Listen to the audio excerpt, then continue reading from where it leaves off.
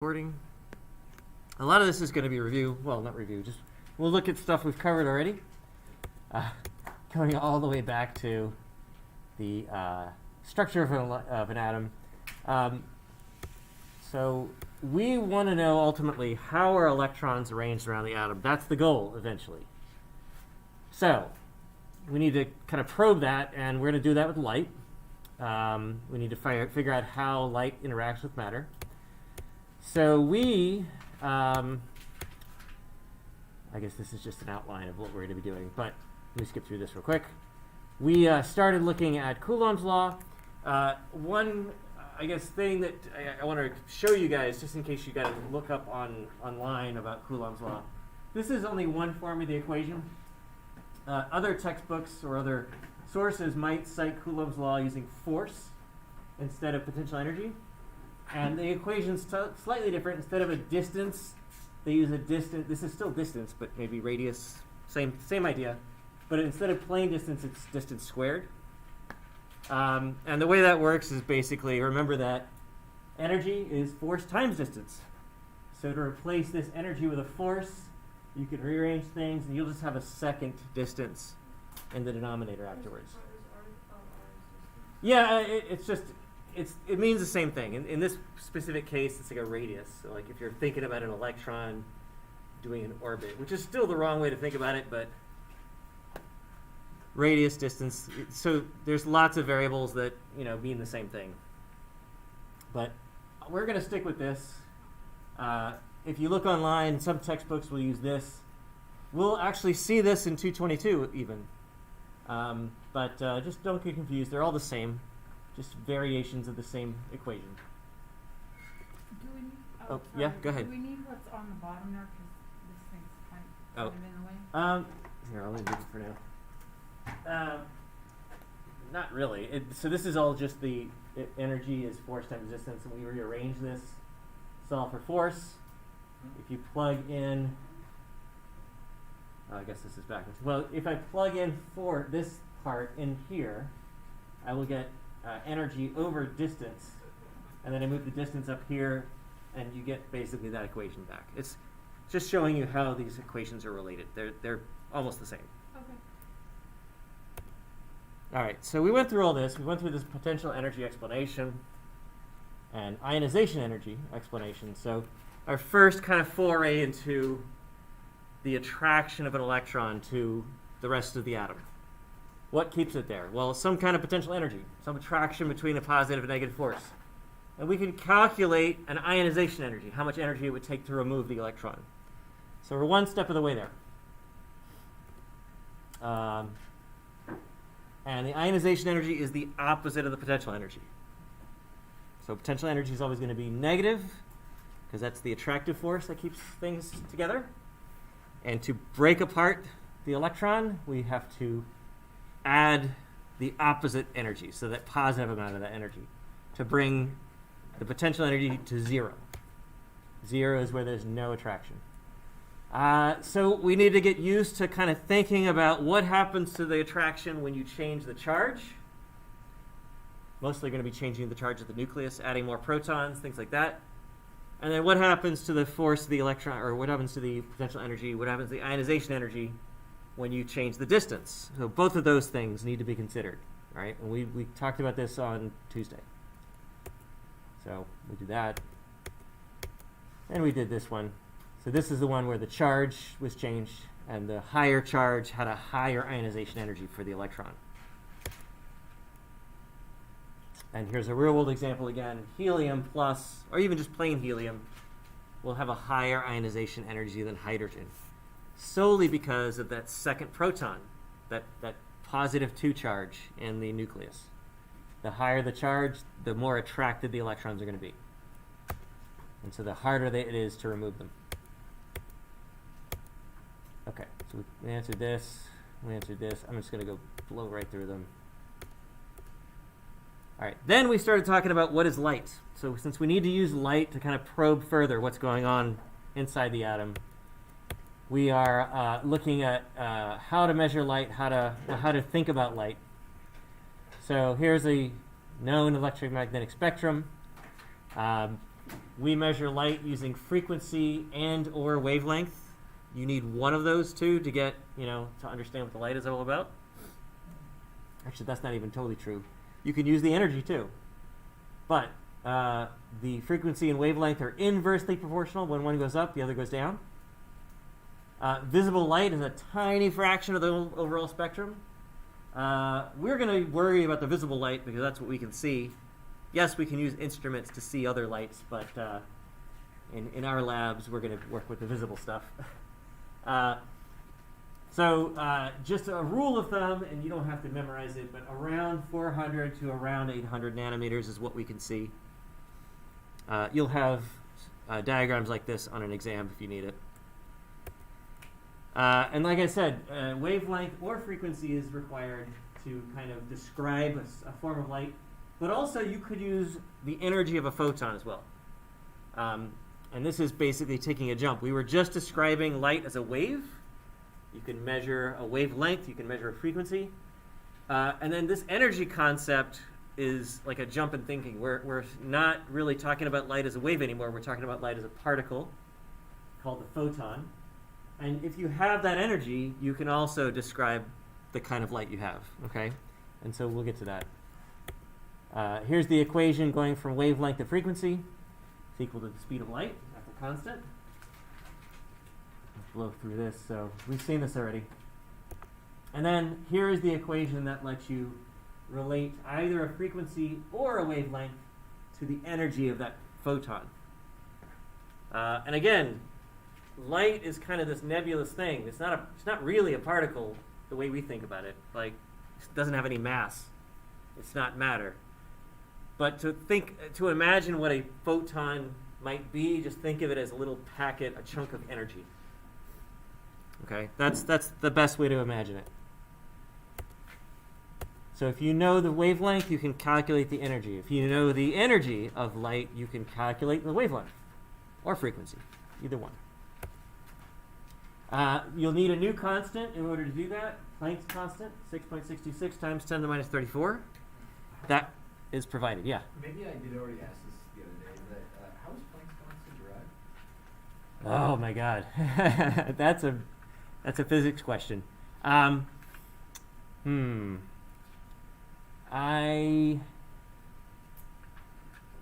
believe it started with how we're going to get to energy levels in an atom, but it's related to energy levels in an atom and how an atom only absorbs specific energies, quantized amount of energies. It was Einstein who took it a step further and said, oh, well, it's not just a trick that in math that the atoms can only absorb quantized amounts of energy. Light itself is quantized, and so Einstein is the one who came up with the photon concept. And I think that it came from the atom energy level measurements, but I'm not positive. Yeah, I was looking at an article from Physics Journal that kind of described, it's like an anniversary of all this stuff. So, well, I'll share the link if you're interested. Yeah. All right. So this is something else you don't have to memorize, but get familiar with at least the names of these things and kind of where they are generally. Like infrared comes after red, and after infrared then's microwave, and then radio wave. So know like the ordering of these things. You don't have to know the ranges. Like that's something I would give to you, okay? So you don't have to know, oh, this wavelength is definitely IR from memory. You don't have to do that. But you should know IR is weaker than visible light, and microwave is weaker than IR, kind of thing, okay? So we answered these, I think, right? Did we get to this? I don't think so. Oh, am I skipping too far? Did we talk about this? Yeah, okay. So I think maybe we stopped here, is what happened. So let's try that. Yeah, okay, I remember now. So let's try this. Page 140. We're going to do CTQ questions 1 and 2. And then you're going to skip a whole bunch of pages. You're going to go to page 143 and do exercises 1 through 3. So it's just a kind of getting familiar with light equations. That's it. So let me write. We're on chem activity 7? Yeah, so we're skipping a bunch right now. We're going to come back to the old ones, but we're going to skip these for skip to 7 for now.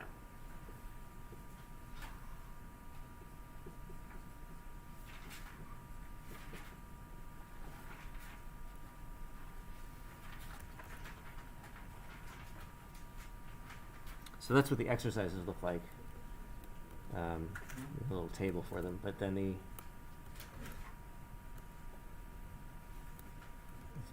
pretty basic questions here.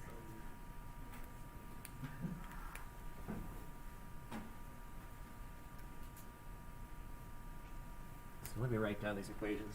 So your workbook does like to use F for frequency rather than the Greek letter nu. Just don't get confused about it. So that's the same as that one.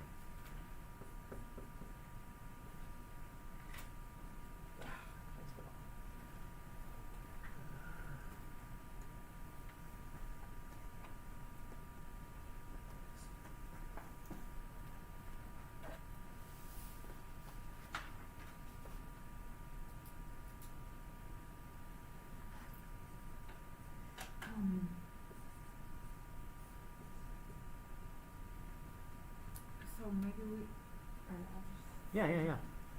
the definition of proportional and inversely proportional. So the way I like to think about it is proportional. Sometimes it's called directly proportional.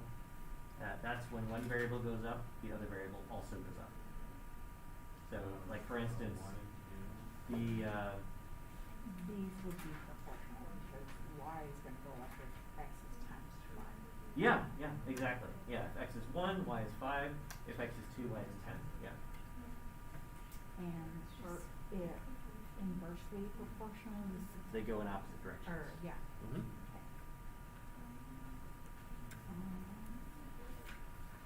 Okay. The one thing I'm missing is that they're also linearly proportional. Like they don't like get exponentially larger as one goes up. Like if I make x1 and then x2, y doesn't go up by like, so x1 to 2 to 3. That's like a steady increase. Y also needs to steadily increase. It can't just suddenly go from 2 to 4 to 10. Right. Like that's not a linear increase.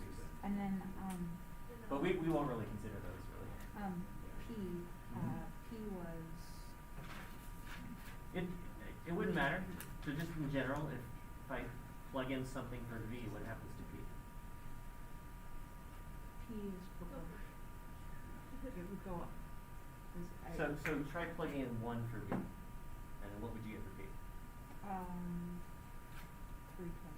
Right. V. All right. So now let's make V bigger. What if V is 2, what happens to P? Goes up. Does it? Divided, I didn't. Yeah. 3.5 divided by 2. So it goes down. So when I make V go up, P is going down. Thank you. There you go. I did, sometimes I don't see the, like, when you put a slash mark, it could also mean Yeah. of that. Does that make? It's not a proper mathematical equation. I mean, Right. Not written the way we're normally used to saying, yes.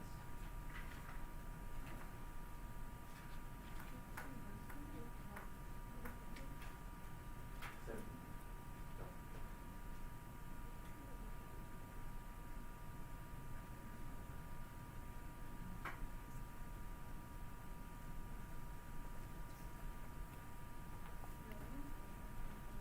some of these questions are pretty easy, just to get you used to seeing these equations and knowing what goes where.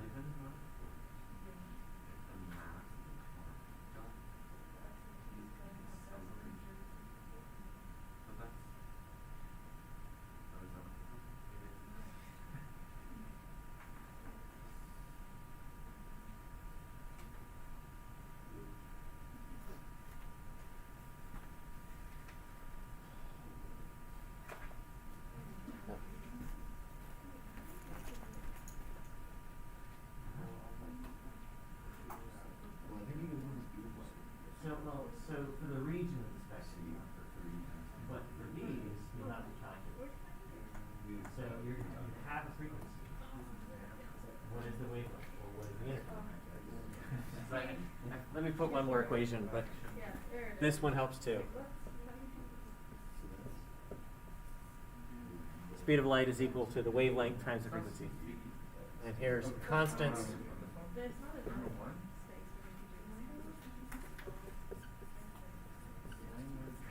And then Planck's constant. No, you don't need to memorize it. I mean, you will memorize it just from using it so often. But yeah.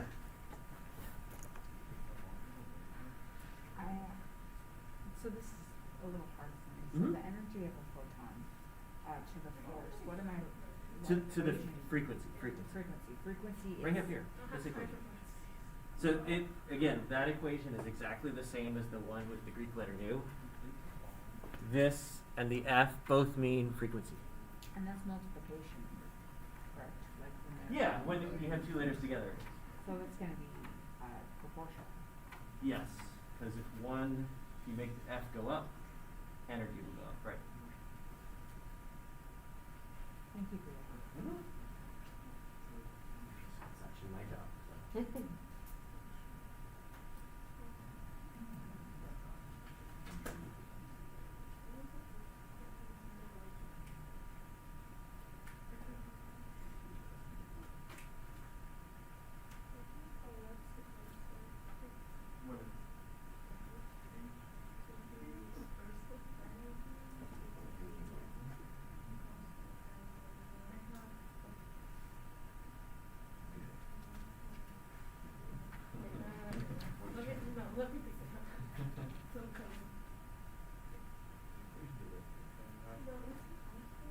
And the exercises we're doing on page 143. Yeah, they're the last group. Yep.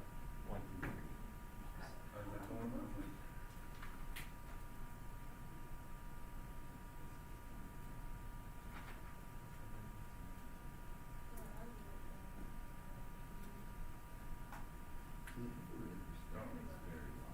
Mm-hmm. That spans, well, isn't that the majority of the spectrum? So, I mean, the light spectrum Or is goes it infinite? infinite So, in yes. both sides. It's pretty big. I think the reason it's just a large infrared spectrum is because there's not a whole lot of use for it other than what we usually think of IR, which is heating, stuff like that. I guess a consequence of heat, like temperature, right?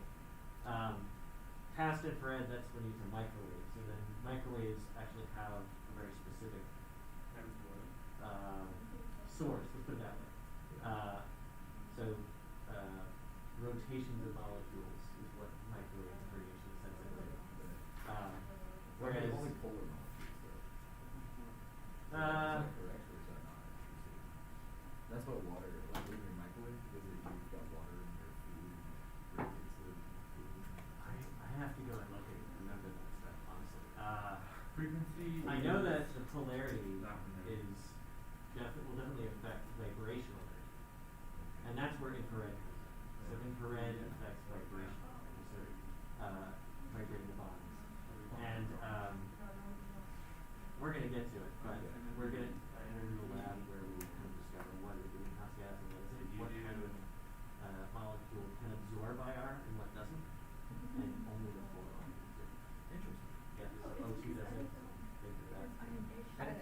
And in our two-year remote, we've got ultraviolet. Infrared. Oh, it is IR. Mhm. Okay.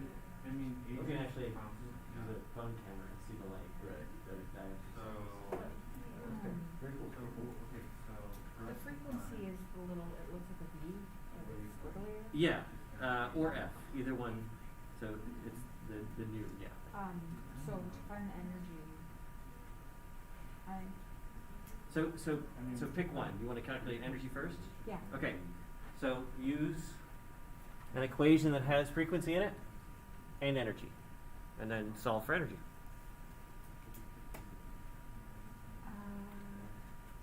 So I take this Mm-hmm. times, Planck's constant. Yep.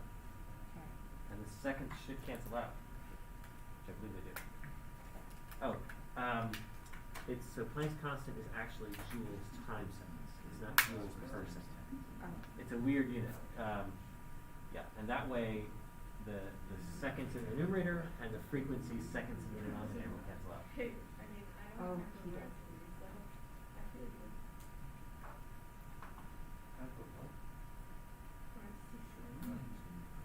Yeah, you were right. You were right.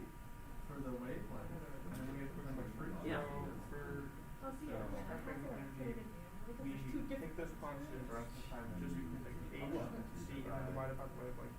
Yes, that's one way to do it. If you have frequency, use the other one. Yeah. But that's the same thing. It's probably Do you want to look at Wait, this model and everybody. calculate? Yeah. So, First up, let's just say we're gonna, Mhm. first to find the frequency, we're gonna go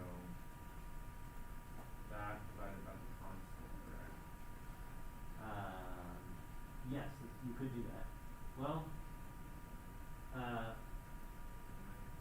you're making it a little bit harder. So you can use energy to calculate the frequency, or you can use wavelength. If you want to use energy, we'll go to void. So I would do the algebra first. I know people hate it, but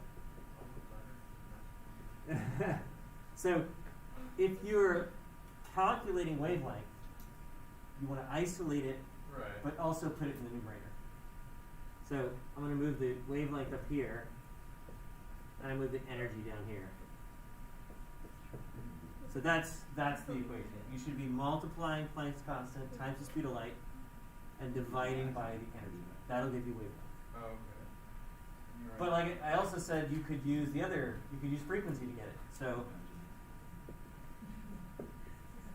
So if I have the frequency, I want the wavelength, I'll rearrange this. Just speed of light divided by frequency will give me the wavelength as well. Okay. So either one of these will give me a wavelength if I know both.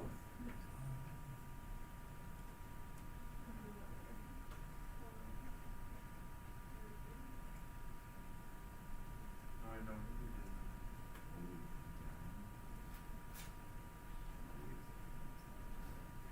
I feel like we can. Just for us to get, we're gonna go constant. Divided by.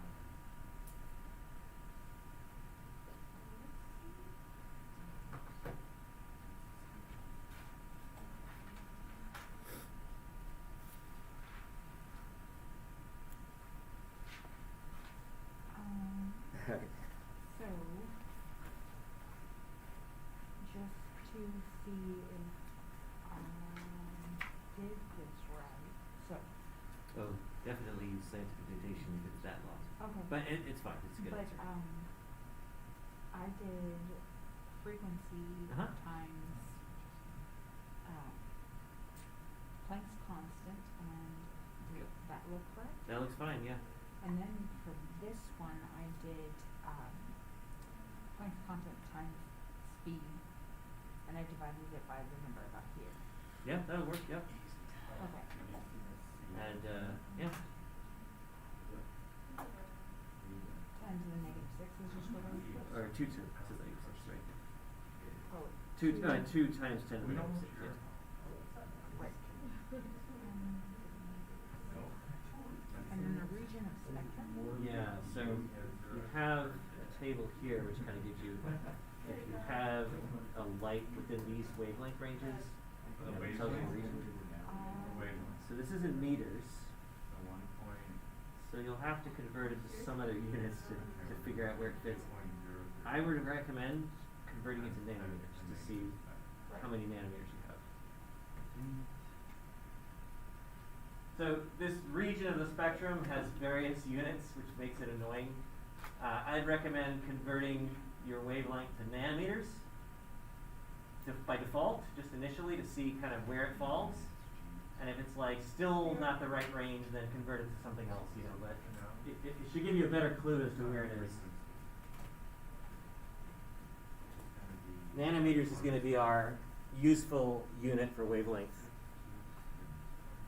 Even though everything's in meters in this equation, they have to be.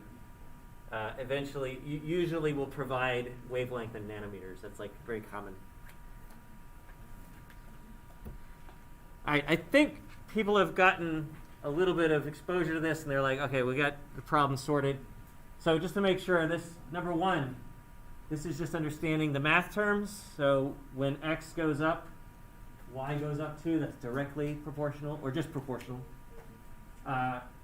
When p and v are on opposite sides of an equal sign, and one's in the numerator, one's in the denominator, they're inversely proportional. And if you're not sure, just plug in 1 for v.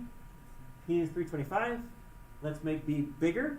If I make b 2, 325 divided by 2 is a smaller p, whatever it is.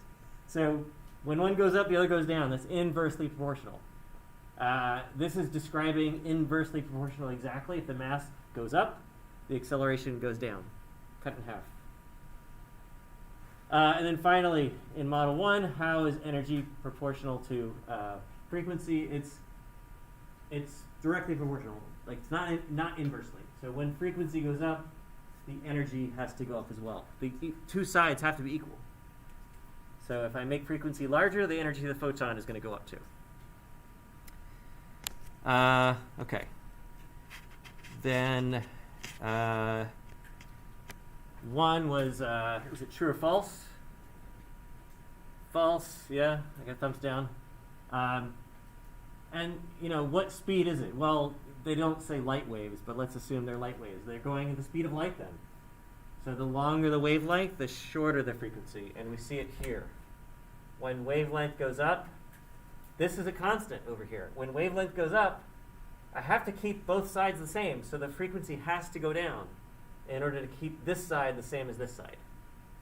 So inversely proportional. Okay, so we did a few of these.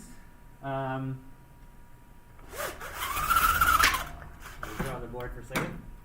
Does anybody have any question about how to do the calculations? I think we went through this, but this one turned out to be 2 times 10 to the minus 6 meters.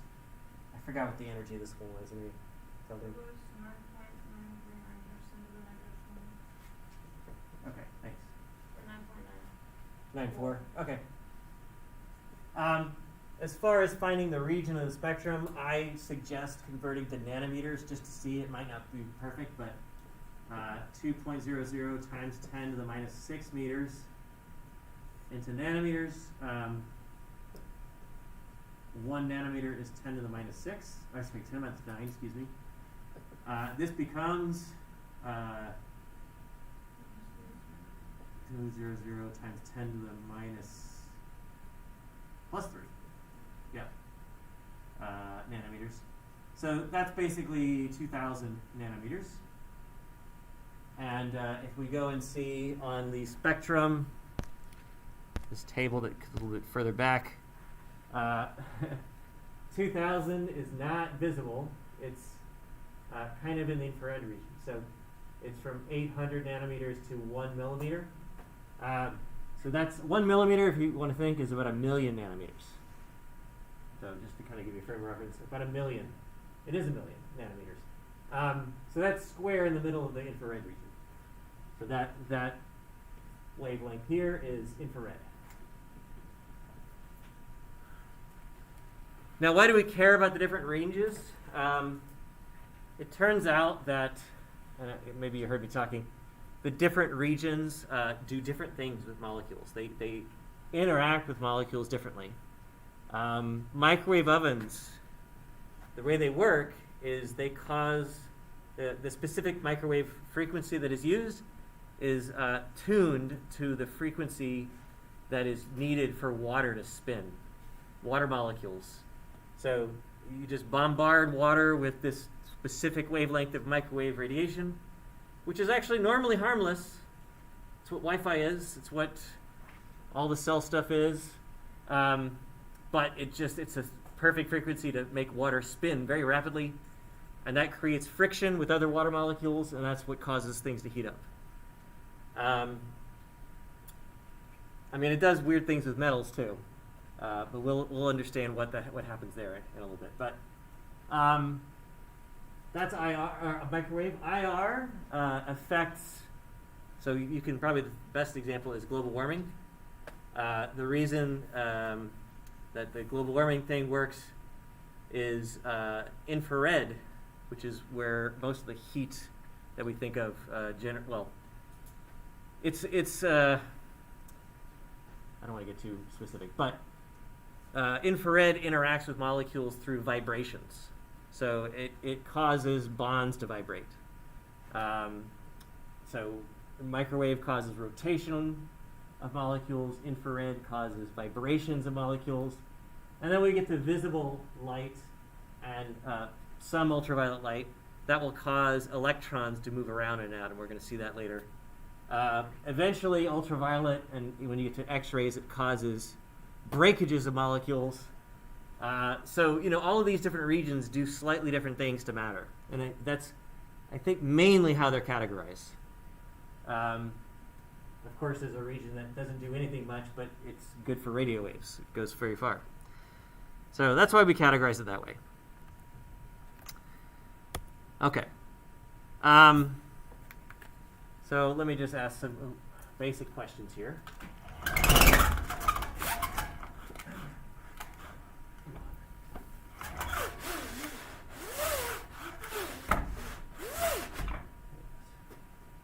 Oh, so which one of these has the higher frequency?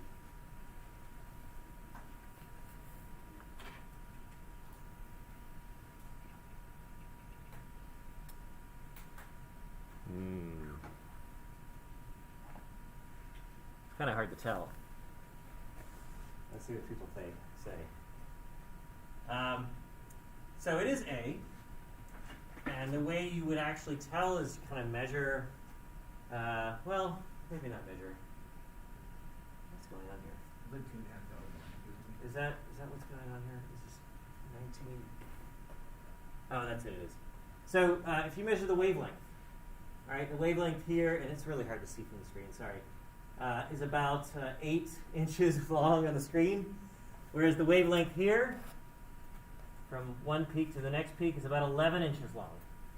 So this one's got a longer wavelength, which means it's got a shorter frequency, smaller frequency.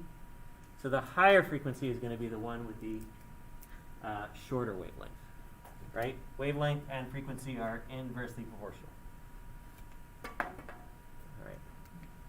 It's not a great problem, but it's fine. I recognize it because when it's going like this, I know the way it looks like that is Well- a higher frequency. Well, okay, so hold on. The height of the peaks is amplitude, which is a measure of brightness, We have not which learned is, that yet. yeah, which is not related to frequency or wavelength at all. And the reason, well, I mentioned it, I think at the beginning, but if I didn't, I apologize. We are not going to worry about brightness too much, and you'll see why. Because brightness has nothing to do with the energy of the photon, right? So the equations for energy of the photon are just wavelength or frequency. That's it. The brightness, the amplitude, how tall these peaks are, has nothing to do with energy, which is not intuitive. And you'll see. We'll get to that. So which wave represents a more intense beam of light? So we gave it away. It's A. The more intense, that's more bright. That's going to be the higher peaks, okay? So which one would be more red versus blue? If both of these are colors, which one's closer to red? I'm guessing. Because So if I had to remind you that if you go from 400 to about 800 nanometers, that's the color spectrum. And violet is over here, bluish violet, red is over here. So, what does amplitude affect, just on a side note? Does it do anything important in terms of any other applications? This stuff we're talking about right now, number of photons. But we'll get to that. Yeah. and 800 nanometers is more, like higher. So 800 nanometers is a longer wavelength, right? So that's the wavelength. So let's keep starting off. I'm gonna see what people think. All right, most people said B. You were right, it's B. So the longer wavelength, which is this one, is most likely going to be red. Okay? And that's because red is, around 800, 800. Bluish is 450 or so. Okay. Come on. All right, I think we've done this to death, so I'm going to skip these summarization points, but we know this. The amplitude of the wave is only going to tell you the intensity of the light, the brightness of the light. I did mention that there is a unit that is used. It's called a candela, but we're not going to use it at all because we're actually not going to care about the brightness. If you're a photographer, yes, you would worry about it, but that's not us. Not right now, at least. So here's another one. Which one has more energy?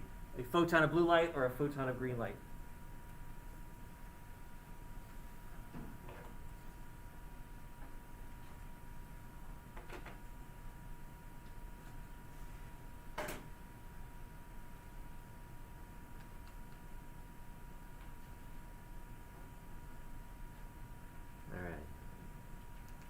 So, oh my God, it's all split. So somebody's wrong and somebody's right. So the answer is that a photon of blue light has more energy. So how do we see that from here? Well, blue is over here. Here's green. Blue is lower wavelength. And if you go look at the equations here, if I put a smaller value of wavelength on this equation, the smaller I make this denominator, the bigger the energy is going to get. So blue is going to be higher energy. Another way to think about it without using math is, all right, this is the violet end of the spectrum. What comes after violet? Ultraviolet. And ultraviolet is more dangerous than this side. After red becomes infrared. So more dangerous equals higher energy. Okay?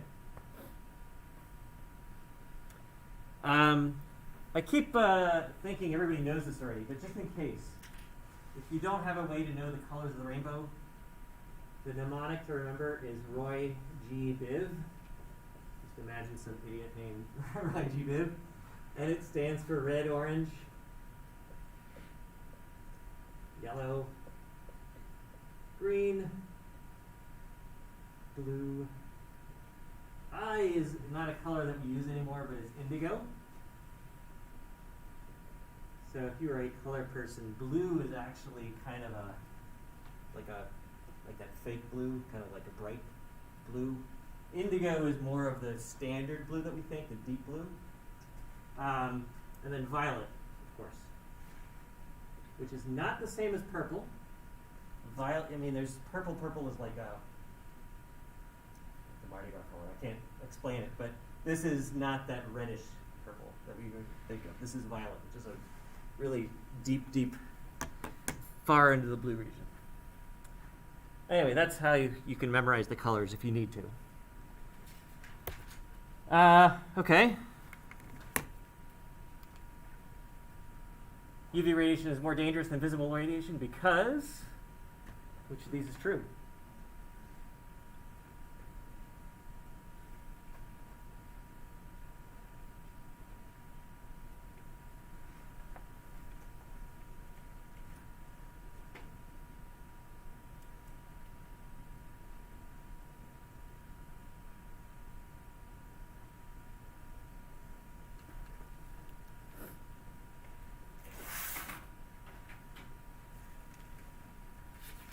Okay, so a little bit all over the place. That's okay.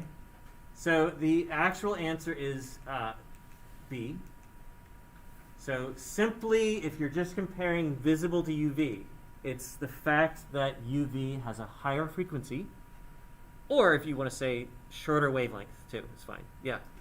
You know, because there's UV A and UVB and UVC. They have the same frequencies? No, so that's like a splitting up of the UV region into smaller regions.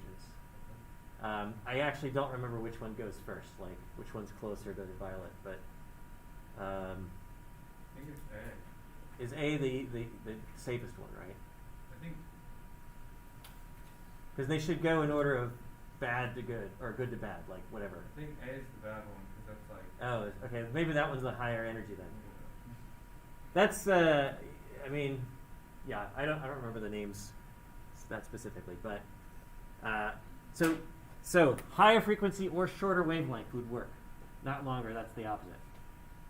They don't travel faster. All light travels at the same speed, and intensity. Yeah, you can make anything dangerous with intensity, right? So red light is harmless until you turn it into a laser, and then it's going to burn a hole in you if you have a high enough intensity. Yeah. Yeah, is that why like blue lasers are more dangerous than red lasers because they have a lower wavelength or shorter wavelength? Sort of. Yeah. So intensity is always going to matter a lot, but blue lasers, are made of photons that have more energy than red lasers do. So it's more efficient. It's more efficient per photon. It just transfers more energy per photon. Yeah. That's another way to put it. There's another reason why we have blue lasers. So Blu-ray, which is already outdated because everybody streams now, but back in the DVD wars, DVDs used red lasers because red lasers were cheap. And then Blu-ray came along, and it's called Blu-ray because we use blue lasers. And you can actually, so the way CDs work is there's these reflective discs with little pits in them. And it's kind of similar to how a record player works. It's just grooves. Records are grooves. CDs are the same circle spiral thing, but they have pits, and they cause the lasers to diffract differently. But with a blue laser, you could have smaller pits, whereas with a red laser, you're limited by the wavelength of that light. Like the pits have to be a certain size and not any smaller. So that's why Blu-ray used a different color laser. You can fit more information, smaller pits in the surface of that disc. So fit way more information. But again, that's outdated now. Nobody does. People still buy them, but not anymore. Not so much. Final one right here. I think this is the last one. Which of these is low to high energy? So rank them from low to high.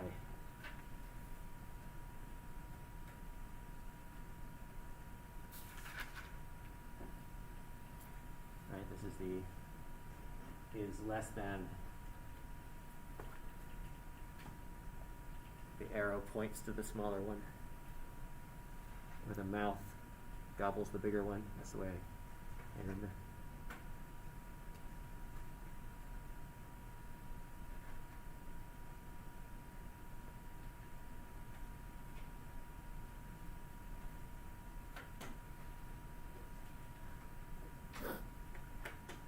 Okay.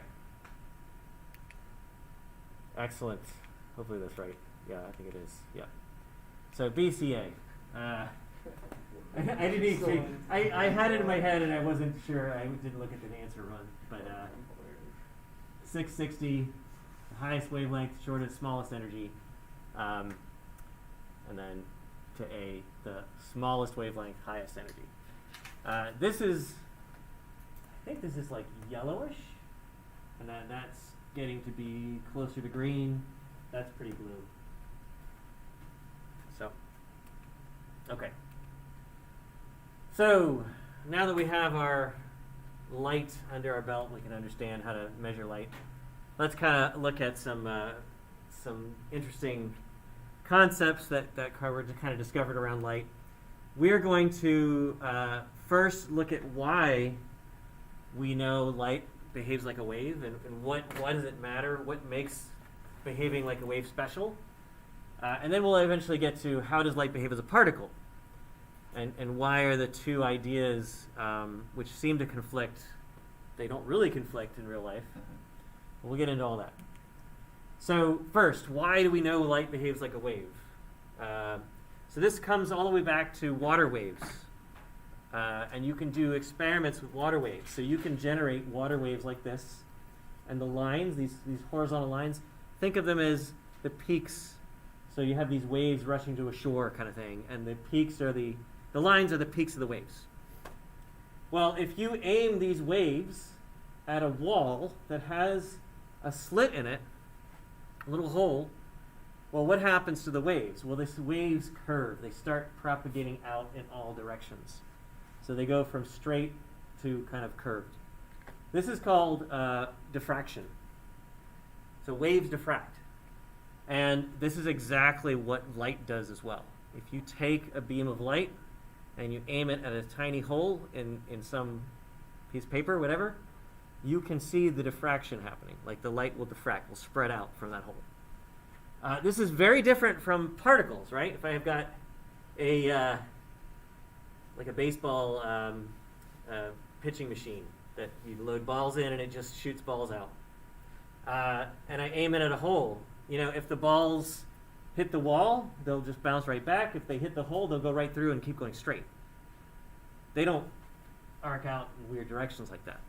So particles behave differently than waves do. Let me show you an experiment.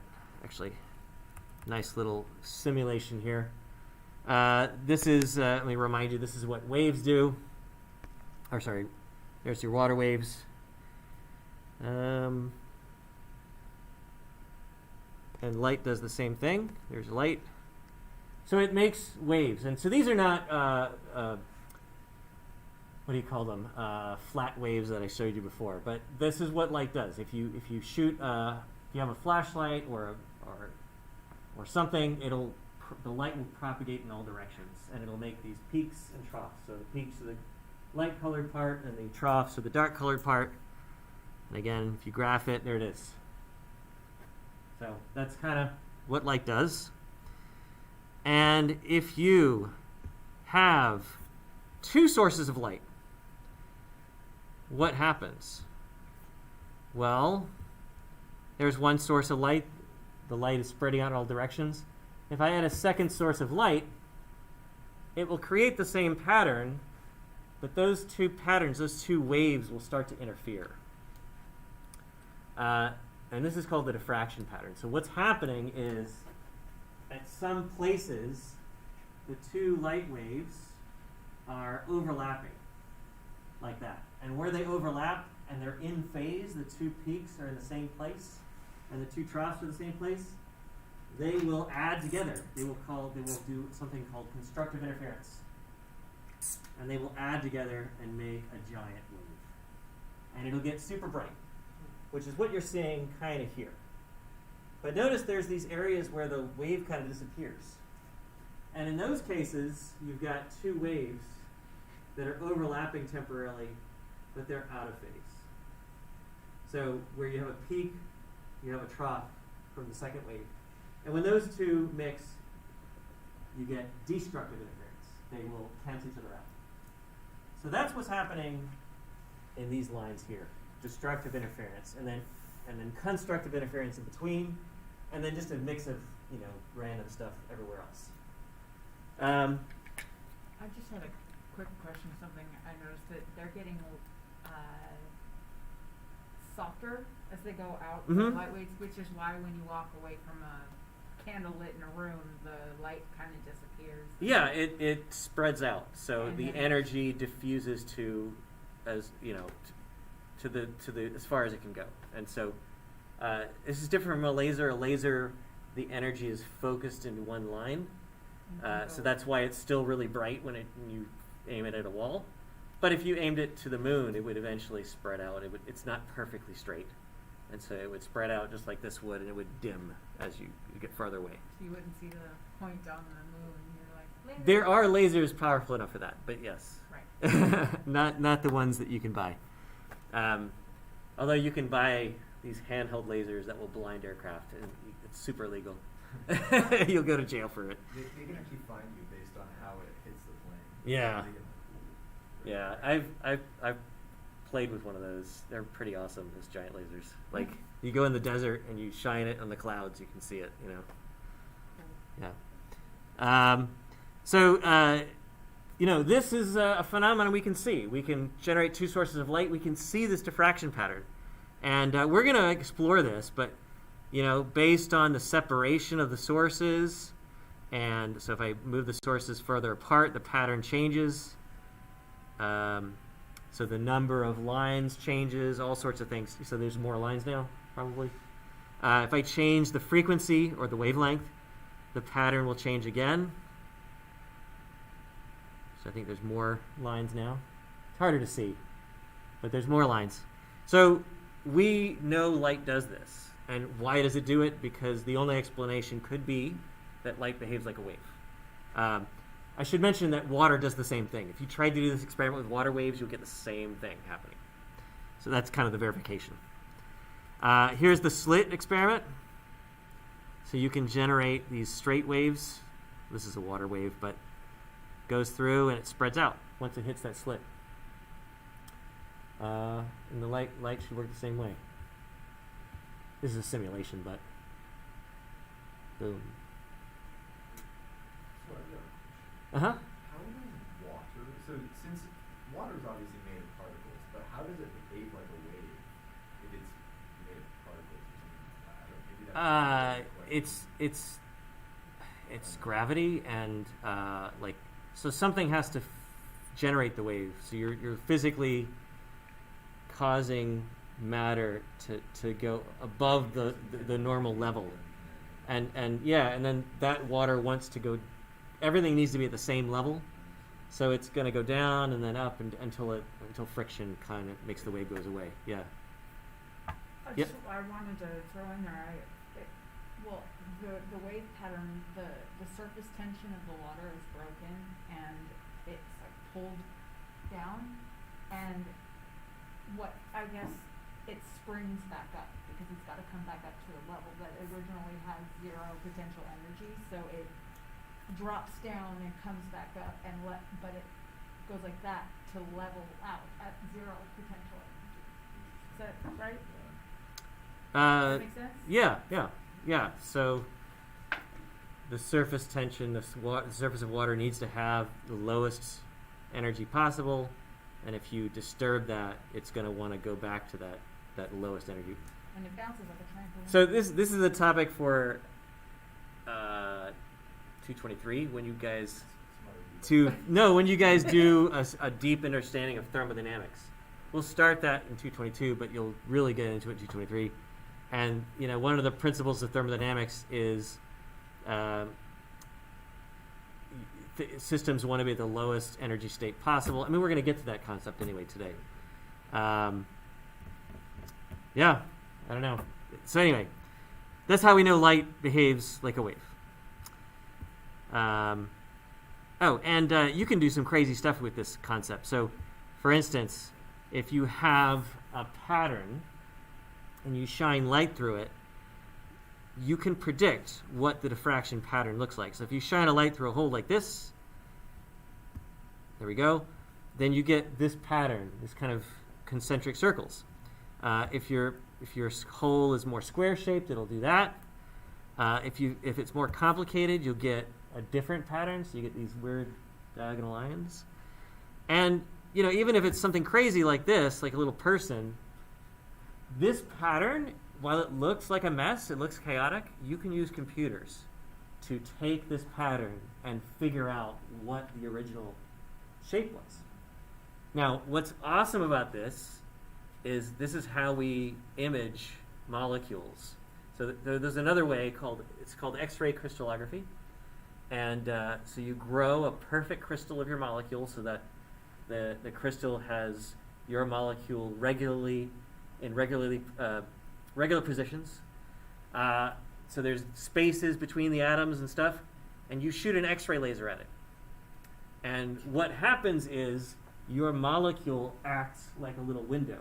Like it's got places where the laser can't pass, the atoms, and it's got places where the laser can go right through, the gaps between the molecules and stuff like that. And so if you shine this laser, X-ray laser, through your crystal, you'll get a pattern. And then you can turn the crystal and shine it through at different angles and get all these different patterns from different angles. Stick it all on a computer, the computer will tell you what the molecule looked like. So that's X-ray crystallography. Then you can find out what the chemical... You can confirm that, so if you're making something new, there's lots of ways to characterize it, to understand what molecule you have. This is one tool. is X-ray crystallography. You grow a crystal. You can actually do this with biochemical stuff. So giant proteins, you can grow crystals of proteins and image them the same way with X-ray crystallography. I'm pretty sure they can do viruses like this too, which is I think how you get some of the parts of the virus that we, COVID. All those pictures that you see, they come from X-ray crystallography studies. They come from other techniques, NMR, things like that. But this is one of them. So, light is very beneficial to chemists. Even though we are into matter more, light is a very useful tool. Okay, so this wave concept of light is awesome, except it doesn't explain a lot of things. It's lacking. Like it can't explain black body radiation, which I kind of showed you last class. Make my word for it. Just understanding that light is a wave does not explain black body radiation. There's something called a photoelectric effect. If I shine a strong light on a piece of metal, I can get sparks coming out. And that's basically electrons are popping out of the metal. The wave model can't explain that. And then emission spectra. And since we're running out of time, let me show you what emission spectra look like. So this tube, this cartridge has a little glass tube in the middle, and the glass tube is sealed, and it just has hydrogen gas inside. I mean, it's nothing special, it's just a tube. And on the back, there's these little electrodes, which are connected to inside the glass tube. So there's little metal electrodes sticking inside the tube. You can't see them. But if I run a bunch of current through this thing, let me spin it around.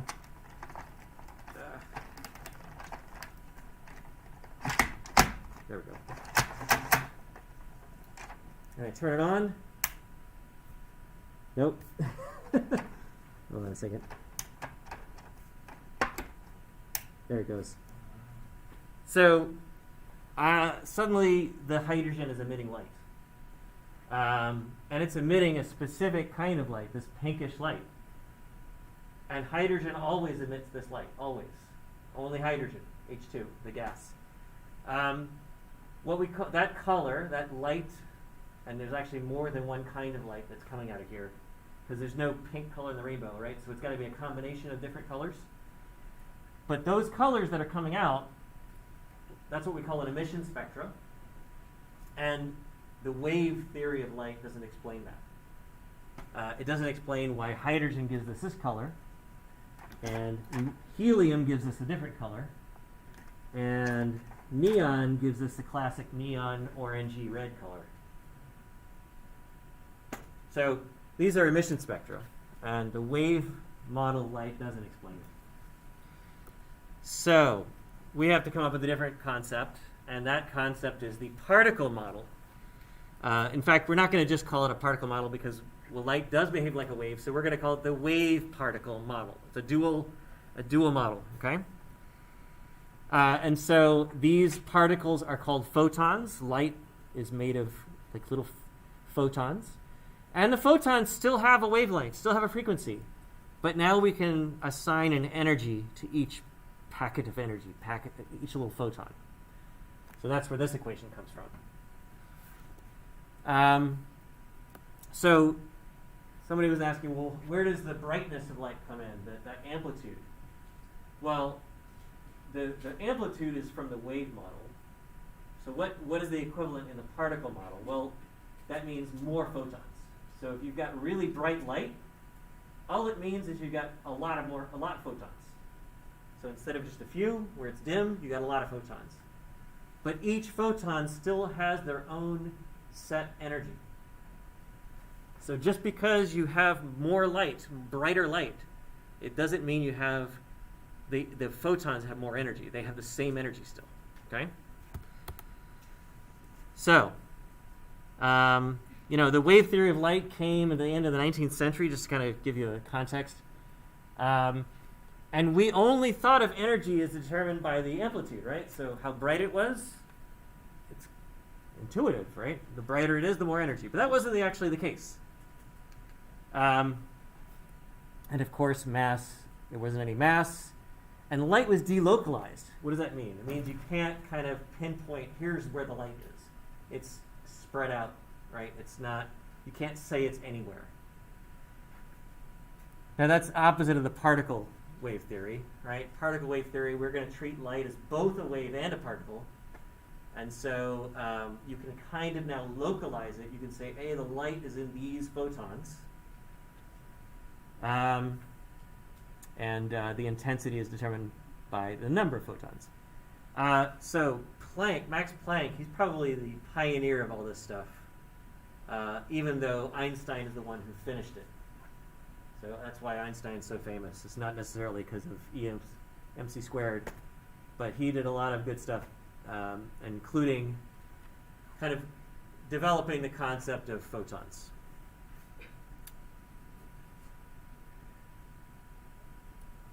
Now, where did this all come from? So, Hertz, the guy who we named the frequency unit after, he discovered the photoelectric effect. And this is the idea that if you shine light on a piece of metal, sometimes electrons will pop out. And he found that every metal was a little different, but every metal, there was a minimum frequency of light that you needed to use before electrons would come out. So you could shine super bright, low frequency light at it, nothing would happen. But as soon as you ramped up the frequency a little, at some point it hit the magic frequency and electrons would come out. This animation doesn't work, but here's a kind of a summary of what happened. So let's say we take infrared light, which is low energy, right? Low frequency, long wavelength. If I shine infrared light on a piece of metal, nothing happens. If I increase the brightness, I mean, I make, super, super, super bright infrared light, something that'll cook your hand if you leave it there long enough. Nothing happens. I can ramp up the frequency to red light, still nothing happens, whether it's dim or bright. And as soon as I hit, in this particular case, it doesn't have to be blue, but for this particular metal, as soon as we hit blue light, electrons started to pop out. And if it was dim, some electrons came out. If it was super bright blue light, a lot of electrons came out. So you can explain this phenomenon with the wave, the wave theory of light. So, and here's kind of what I want you to kind of understand, the differences between these two theories. So if I were to say, just using the wave theory of light, which should have more energy? Bright red light or dim blue light? So just going by the old theory, we would expect the bright red light, because it's bright, to have more energy, right? That's the old model. That's the wave theory. So wave theory only thought of intensity as being, how much energy. So again, using the old model, if I have wave theory of light, which should have more energy, bright red or bright blue? Well, if they're both the same intensity, they would predict them to be the same energy. That's what the old model does. So again, the energy is based on the brightness, which is wrong, but that's the old model. So now particle wave theory, which should have more energy, bright red light or dim blue light? The dim blue light, and it's not the brightness that matters, it's the fact that it's blue. Blue is going to be shorter wavelength, so higher frequency, higher energy. So it's the dim blue light. And if you have bright red light or bright blue light, it's still the blue. It doesn't matter that it's bright. It's the blue that makes it higher energy. Okay? So, yeah, question. Is this sort of like friction? Like when you push something, if you don't manage to overcome its static friction, it sort of doesn't move at all, and that's like the red light is the lower force, and then you turn blue with greater pressure. But if you apply, I don't wonder if it would work.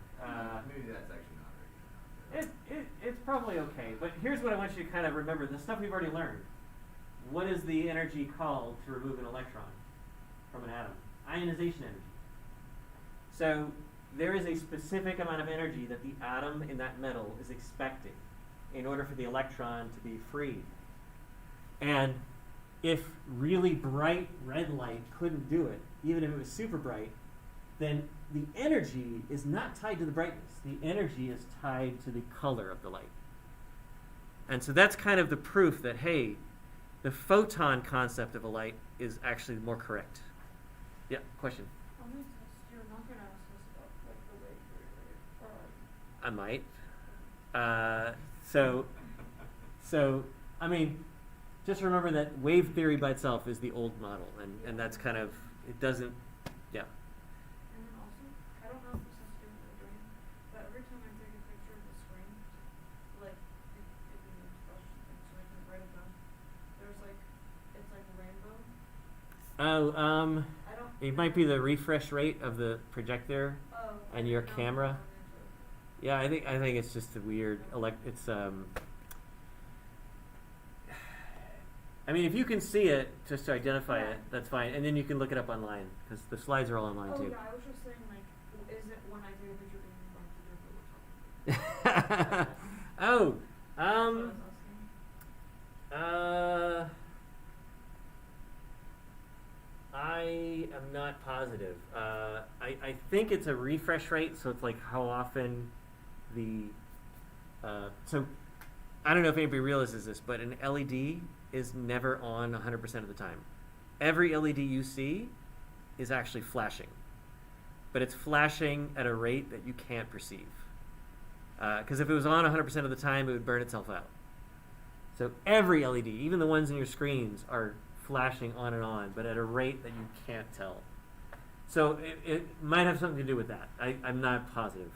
That's gotta ask a physics guy or optics guy on that. Okay. Yeah. Now, what can we calculate from the this kind of stuff? So, I just mentioned ionization energy.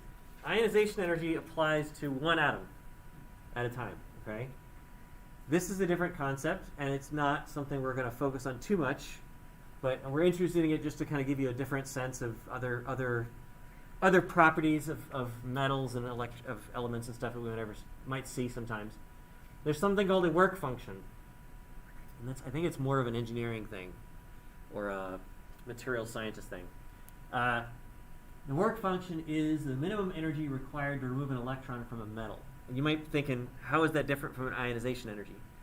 This is from bulk material. So like if you have a piece of metal and you're hitting it with energy, at what point do electrons come out?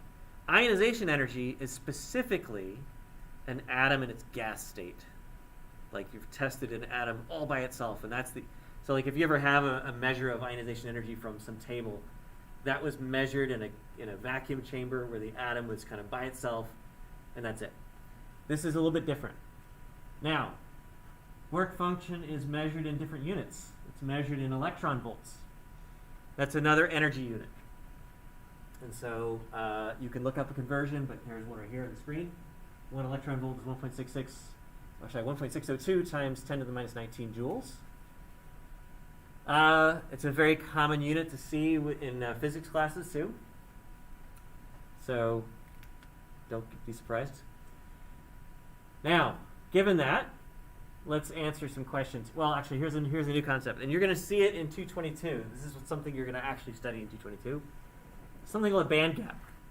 So if anybody's ever interested in semiconductors and how LEDs work, the band gap energy is the minimum energy for an electron to jump from one area in an atom to a different area of the same atom.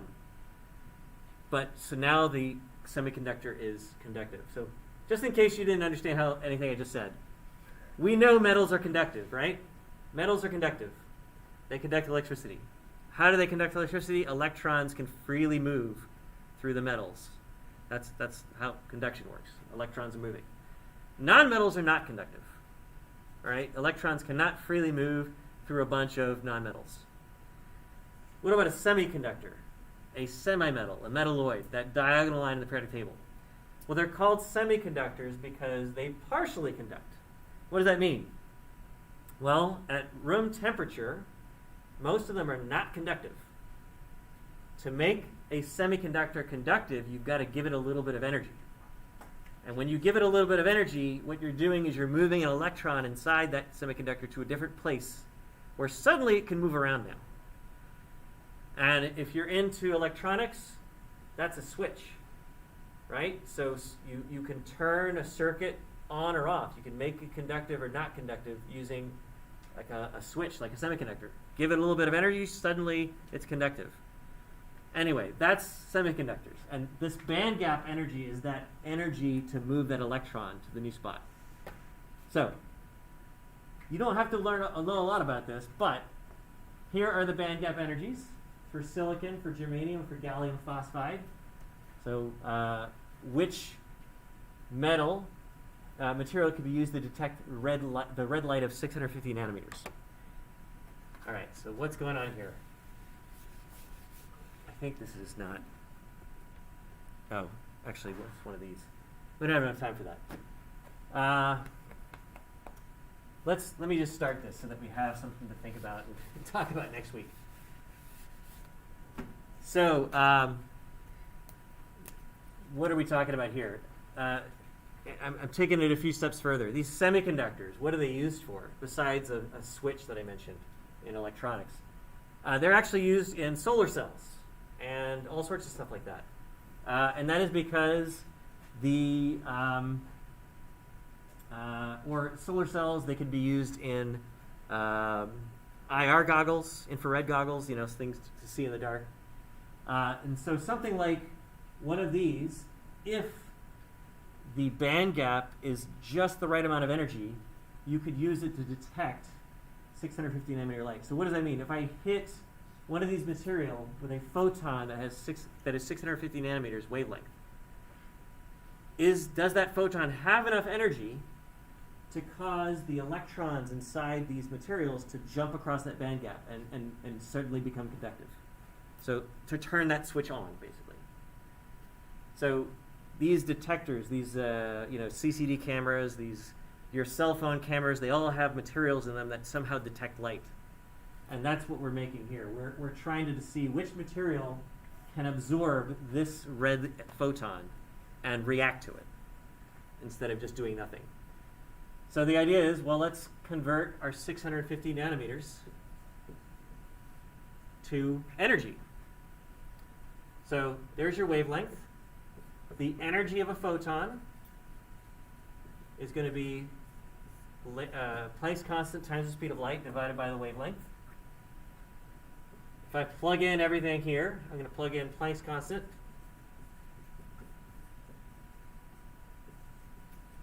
I'm going to plug in the speed of light. It'll fit.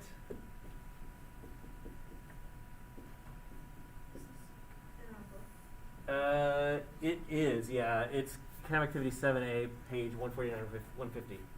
I'm kind of just doing one problem, and then we're going to stop. But and then the wavelength. So notice my units have to be in meters to match up with the speed of light meters.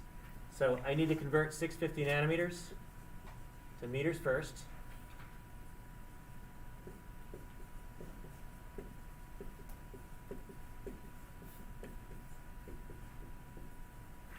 And I'll plug that in. And then everything should cancel out and leave me with joules, which it does. If I calculate this, 6.626 e to the minus 34 times 3 e to the 8 divided by 6.50 e to the minus 7, I get energy of the photon. That red photon that had that wavelength has this much energy, 3.058 times 10 to the minus 19 joules. Now, to compare this energy to these energies, they need to be the same units. So let's convert it to electron volts. And it was on the previous slide, so let me move to that real quick. 1 electron volt is 1.6022 times 10 to the minus 19 joules.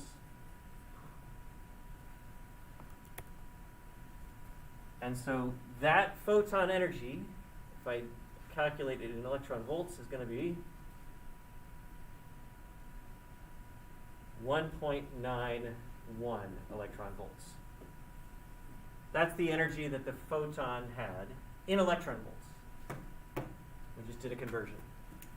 So now let's compare it to these materials.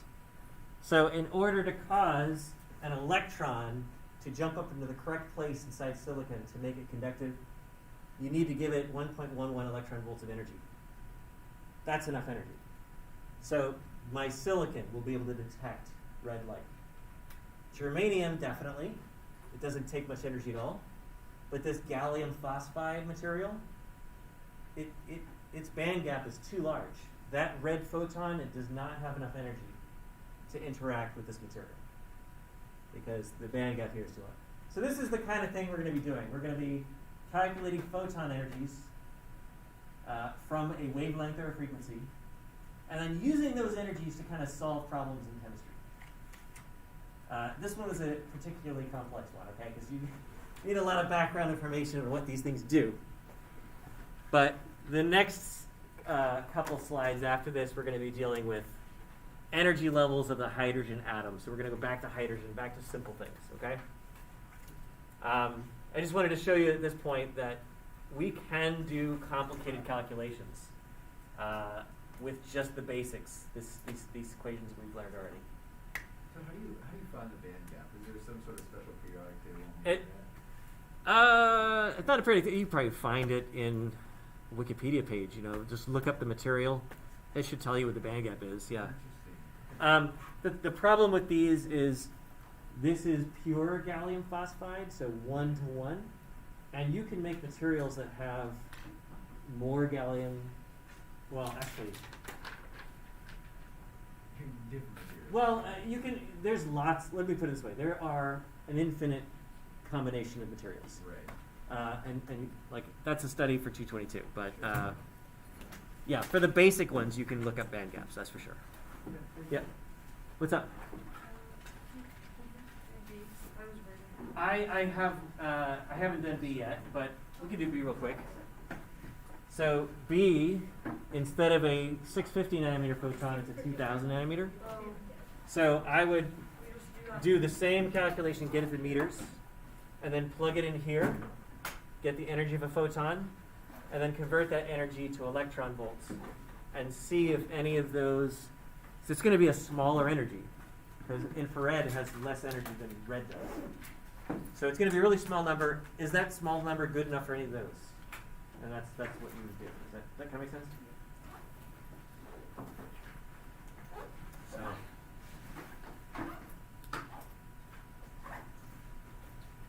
But yeah, so all of these materials that we're going to eventually get to is modern stuff that we're using today. You know, cameras, solar cells, panels, all that stuff. Hey, do you have that in your eyes? Because we've got like cones and deals. I don't think it's any semiconductor. It's Yeah. organic space. Yeah. And that lowers it somehow naturally. Lowers the. So, well, first of all, it limits the frequencies we can see. Sure. But and it's hard to say. If you go online, you can see that we actually perceive certain colors better than others. So when you if you ever like put a bunch of light together and you're like, oh, I have this much blue light, this much red light, this much green light, and you use a computer to figure out, well, what color would I see? It's never going to look like that because we perceive blue, I think, I can't remember which way it is, not as well as the others. So you have to adjust like the amounts by how our eyes work. I don't know. I don't know enough about the biology, but I'm positive that it's not semiconductors in eyes. Some of that stuff is toxic. Yeah. The Thank you. I'll see you on Tuesday. Yeah, see, I think, is there a workbook thing too? I know that some of the weeks didn't have one.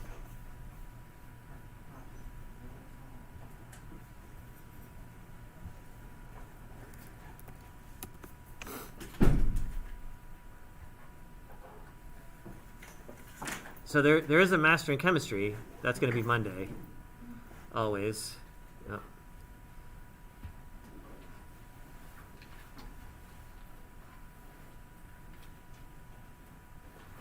So yeah, there is a homework 4 coming up, which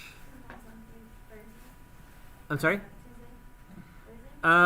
It should be. The homeworks are always going to be the first, either Monday or the first lecture.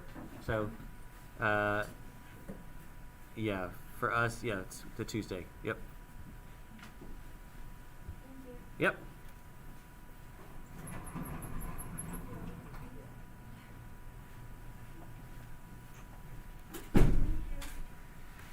Have a good weekend.